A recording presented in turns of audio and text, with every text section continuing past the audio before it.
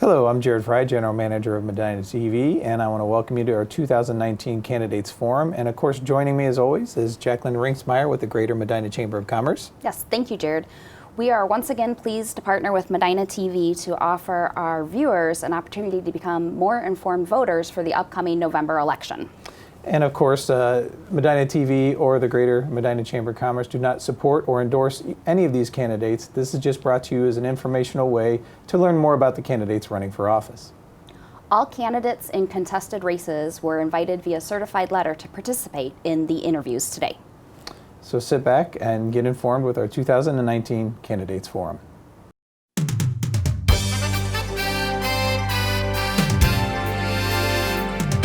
Joining us in studio now is incumbent candidate for Ward 3, Eric Heffinger. Thank you for joining us here today. Thank you for having me. Yeah, well, welcome. And why don't we first start, and you can let the residents and viewers know, and just tell us a little bit about yourself. Well, my name's Eric Heffinger, and I was appointed to City Council last July. Mark Colzar resigned his seat, and I was appointed to fill that. I've been a Medina resident most of my life. I lived technically just outside Medina City, so my house that I grew up at was in York Township, but my mailbox was in Medina City, so I consider myself Medina. I went to Buckeye High School, and then where I met the love of my life, Ashley, and we went to Bowling Green together. I got a bachelor's degree there, and then we moved back to Medina, and then we got married here. I'm a teacher. I teach English and journalism at Wadsworth High School. And I just really wanted to find a way to get more involved with my community, and I jumped in, dived in head first, and here I am now as a city councilman. And I really enjoy the opportunity to work with people, to learn what's going on, and just hear their problems and see what I can do to help. And I guess you may have just answered this a little bit, but what was the drive or the desire that made you go for the appointment? Well, appointments don't happen that often. I know we just had 2 in like a year's time, so it seems like they happen quite often, but they don't. So it's just an opportunity to that I probably wouldn't have had without running for office, which is difficult, and it's a big commitment. So I thought I didn't know who I'd be up against or anything like that, and I said, you know what, it's a good chance to meet people. I met a ton of people just asking, hey, can I talk to you for a while? I'm interested in this position, kind of thing, and they were very responsive to it. So I saw it as a great opportunity. And when I got the position, I was frankly pretty surprised, but I've been trying my best since then to work and earn it. And now I'm going to try to prove to the city in Ward 3 that this time I deserve it, and going all out, and I hope I can prove that to them. Now, going and getting the appointment, you had a certain perception of what City Council was going to be like, or what your hopes of what it was going to be like. Now that you're up for your first election with this, have your opinions changed at all, or have they stayed the course? I'd say half and half. So there is some simplicity to this. We are the smallest level elected officials you could possibly have. A ward representative is as small as it gets. And my job is to listen to the people that live around me. They're basically my neighbors. They're not that far away from my own house, most of them. So it's just to talk to them and to represent what they need, where their problems are, and it's to connect them to who they need to talk to. So it's just learning and knowing, if you've got that problem, who can I find for you is the biggest thing. The part that's more in depth is definitely the finances. As an English teacher, it's not an area that I studied, right? So that has become a lot more work for me because I have to do my homework when it's time for us to do budget meetings, when it's time for us to discuss those. So yes, at some levels, it's exactly what I thought it was. In other levels, it's, wow, I've got to learn a whole new subject. But it's worthwhile because in the end, when people ask those questions, it's a lot easier to answer them when you know where the finances are coming from. You know who can work and do this problem, and you know how long something's going to take. So I don't know if that fully answered your question, but yes, a little bit of both. I still think that for the most part, what I'm doing day to day is answering people's questions, and that's what I expected. Yeah. Now, in terms of, you kind of brought up a good point that I'll touch on next, is the balance between the constituents and the residents of your ward versus sometimes the council as a whole, or maybe differing opinions that could be on council. How do you balance your constituents and then also maybe some knowledge of things you may know with the city that may not allow things to happen for the constituents? How do you work that balance? Well, most of the time I talk to people one-on-one. I do use Facebook quite a bit to try to get information out there. It's where a lot of residents seem to be. It's not the best way to communicate with people, though. So when people have questions, I try to contact them either through Facebook to talk to them directly. I mostly like on the phone, or I'll even show up and talk to them in person about it. Because it's really hard to convey these things in maybe even a small article for the paper. There's a lot of complexities going on. So to even those out, I try to always listen to what the problem is, and then I try to look at what's actually going on that's more complex in city council and when we can do those things. And it's just trying to talk, basically, and explain that to people. I don't know if a lot of people get that. They don't necessarily they know who to call to get the answer to that. So they have this idea of what should be done, but they don't really know the 10 things that happened before that to try to get it done that didn't work, right? So it's sitting down and telling that story and taking that time. And that's really nice at a council level, like I said, because I live in such a small ward that's doable, right? I can understand like on a larger level when you're representing like the state of Ohio or something like that, that's hard to do on an individual. But I appreciate that I can do that as a Ward 3 representative, and that's why I like it. Yeah. And then I guess on the same standpoint, you have Ward 3 and then you have the city as a whole that you, as a member of council, that you work on. How do you make that balance between the interest of your ward and then the interest of the city as a whole? Well, number one is we are Medina as a whole. There's not like ward wars and trying to take money from each other, because we all work, live, and play here. So if there's a problem, it affects you, whether it's in your ward or not. People call me all the time that aren't in my ward. It doesn't mean that I don't answer the questions or any of that. But my goal is to their interest. So if there's a big problem that I think we should find money for or something like that, I'm going to petition that. That's my job, to represent their wants and needs. But like I said, if there's a problem on the north side of town, I live on the south side of town, that traffic comes down to the south side of town. Same problem for us down there. Going to the grocery store, any of those things, water problems, it's going to affect all of us, right? If there's any big problem. So it's the city as a whole. You got to represent everybody in the city, even if they can't vote for you.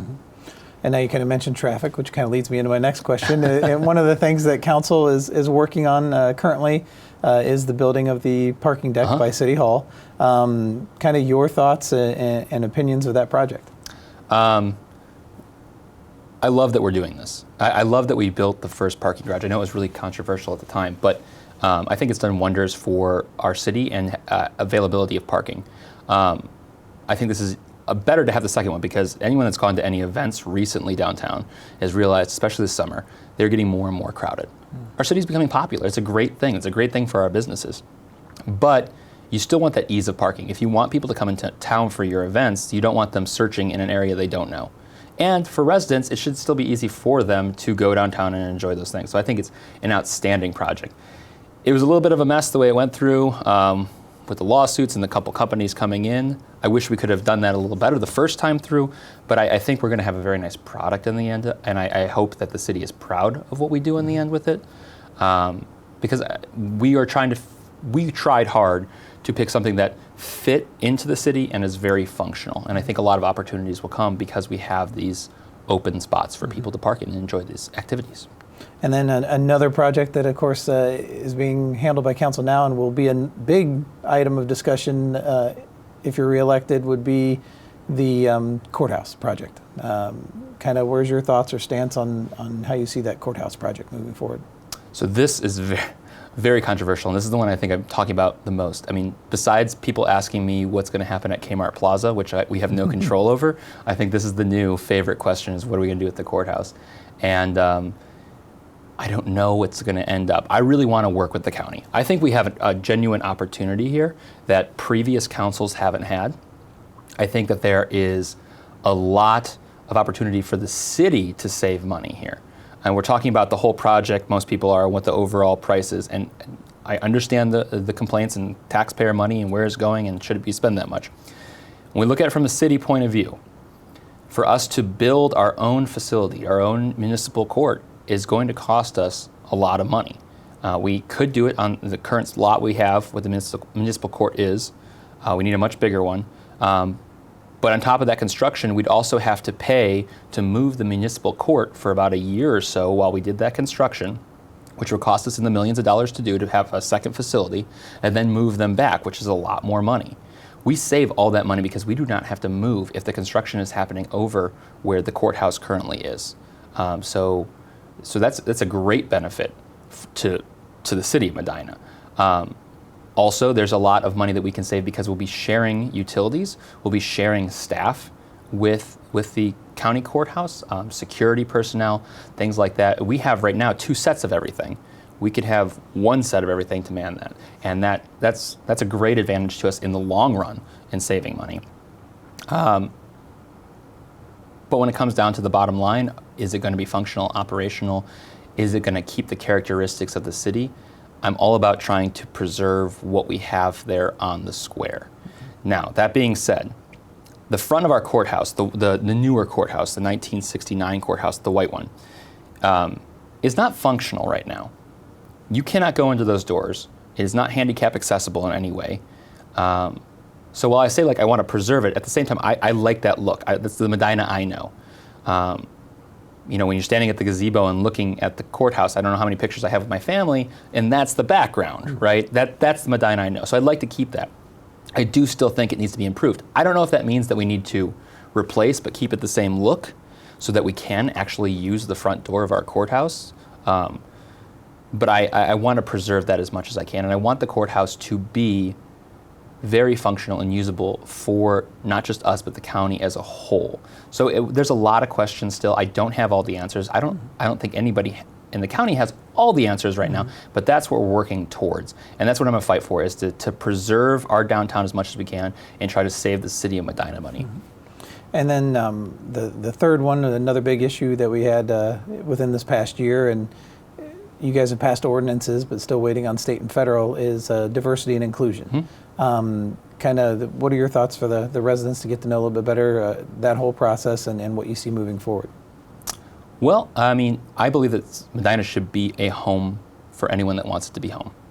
Doesn't matter your religion, your race, your sexuality. I don't think that should matter in anything that we do. I understand the complaints that are coming about because of the anti-discrimination LGBT ordinance that we put through, but I really believe equality is equality. And I feel very strongly that was the right thing to do, and I believe that the state of Ohio should take it farther than us and protect these rights, because it's not fair that somebody could be gay and live in Medina, and now that we've protected their right to not be evicted just for being gay, they could still work in Brunswick or something like that, which a lot of people in our city do, and they could be fired by someone simply because that they are gay. And for me, I find that hard to believe. I believe a person should be judged by their work ethic, what they put out there on the job. And I believe that they should be judged on the kind of person that they are inside, not who they love or the color of the skin or the religion that they have. So with these type of ordinances, we're at, the law director called the forefront of these laws. They're now being created. It's kind of, it's hard to define what exactly we want to do next. I don't think we have a master plan, but when someone comes and says this is an injustice happening, we're going to look for ways to try to help them and make sure that it protects them, but it also protects the rights of other citizens. I don't want to infringe on anybody's rights. I want to protect everybody's rights. So equal is equal. Now, in terms of equality in a different sense, in terms of the relationship between business in Medina and the residents in terms of the tax base, what are your stances in terms of business within the city of Medina?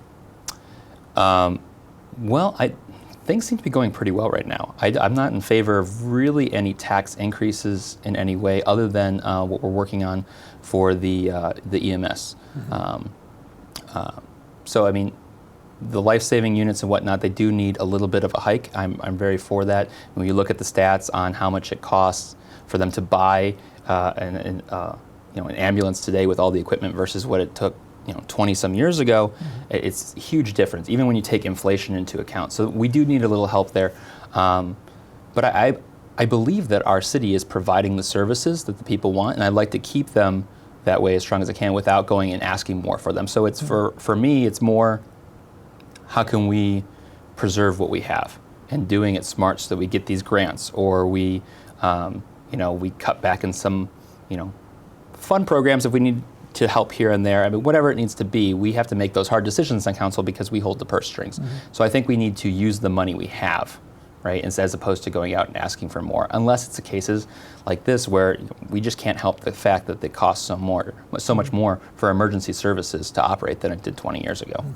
And then I know you talked about preserving what we have now, working with the chamber, of course, on these candidates forums. How important is it to keep existing business and to look for new business for the city? It's huge. I mean, look at the square. I always use a square because everyone thinks of that in Medina, but I mean, it's way more than that. If you look at the square and how it's changed over the past decade even, going to full occupancy, bringing all the people downtown, that has really helped a lot of the other businesses on our state routes going out of town.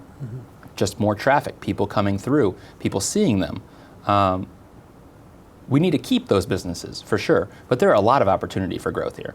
I mean, the farmers market, the market exchange is what they're calling it now. That whole renovation project is bringing in a bunch of new businesses into the community that I think is going to attract a whole bunch of new eyeballs. They'll bring new homeowners in, right, to fix up some of our older houses, to move in to them. It's bringing in business people and saying, hey, Medina is worth looking at. So leaps and bounds, anything that we can do to try to preserve that idea and keep growing that idea that we can work together with you, all for it. Now, in terms of yourself, your time on council now, what are you probably most proud of? Most proud of? I think two things so far that I'm most proud of.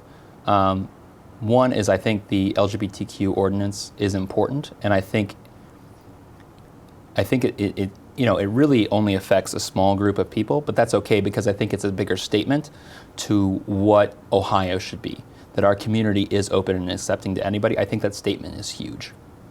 The second part is preserving our history, and I'm really proud of the brick roads. I really wish it was under construction right now or finished, but it looks like it's going to be pushed back to spring right now.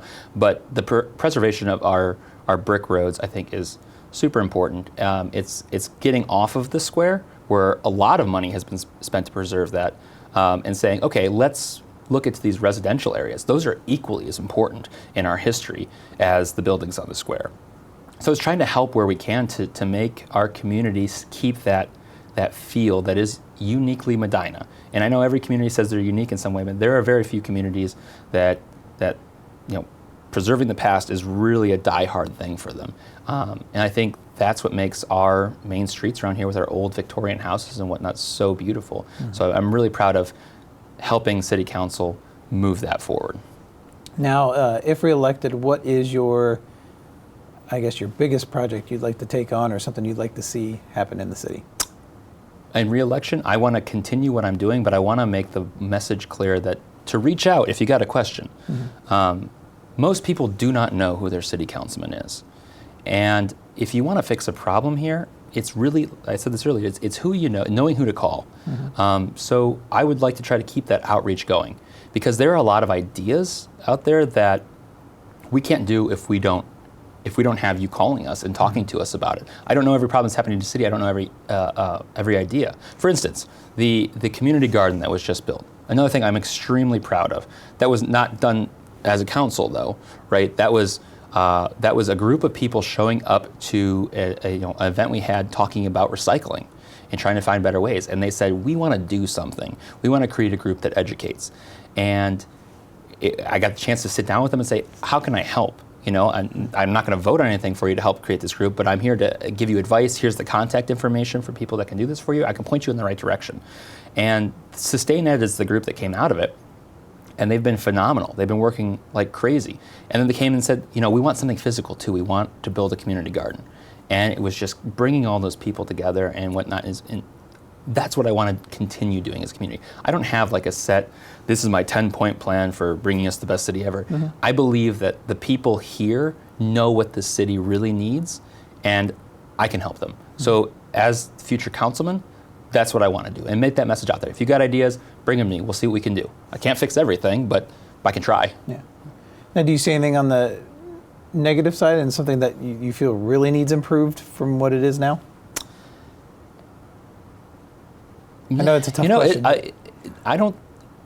It's good to live in Medina. It's we have a really strong community here, and I don't. There are a lot of minor problems. I mean, for instance, our sidewalks. I think our sidewalks are terrible in some areas of town. They need work, but we have a sidewalk program that is working to get that done, right? So a lot of our problems are not things that are going to be solved overnight, like people want. But I don't see anything major coming that we're just like, oh no, we're running out of money, or our police force is great. We have a good trash pickup program. The leaf pickup program. I mean, these are all great things that the residents love that I think we supply. So I don't see any huge problem coming right now. Okay. Great. Well, I definitely want to thank you for answering the questions I've had for you, but I want to give you the opportunity, in case I've missed anything or haven't touched on something that you would like to, and a chance for you to talk to our voters and residents directly. I want to ask you for your vote on November 5th if you live in Ward 3. And if you don't know where Ward 3 is, it's basically the southeast corner of the city of Medina. I'll just be your representative because I'm here to help. And that's why I'm doing this every day, is because I love my community. I love that my children are being raised here. I love that I was raised here. This is where I chose to live. And if I can help anyone here make this a better community, then that's all I can ever do in this world. And I hope that I have your trust and that you will allow me to help you in this next couple of years. All right. Well, that's Eric Heffinger, the incumbent candidate for Ward 3. Eric, I appreciate your time today and wish you the best of luck this November. Thank you.